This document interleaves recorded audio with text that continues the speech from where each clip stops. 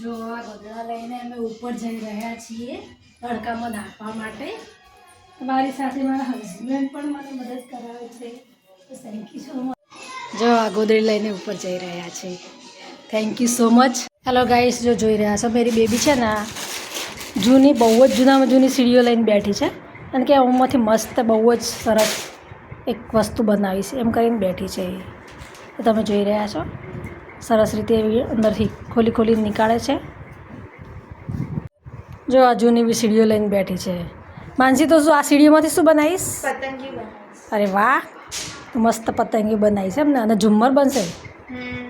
અરે વાહ, તો સરસ. તો આ બધી સીડીઓ શું કરીશ હવે? બધી વીણી વીણીને મસ્ત વસ્તુ બનાવી. Okay, good. તો ઠીક છે, તો બનાવી શકે છે જે બનાવવું હોય તને ગમતું. દિવાળીનું કામ ચાલી રહ્યું છે. અમે અહીંયા માળિયું સાફ કરી રહી છું. બધું સામાન ઉતારીને બહુ માટી થઈ ગઈ છે. વર્ષમાં એક વાર રીતે અમે સાફ કરીએ છીએ. દોસ્તો પણ તમે પણ હેલો બેન, તમે પણ સાફ સફાઈ કરી રહ્યા છો.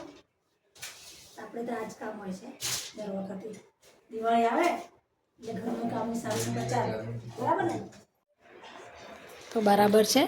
સાથે મળીને આ રીતે કામ કરીએ છીએ તો બહુ મજા આવે છે. અને વર્ષમાં એકવાર તો કામ આવતું હોય છે.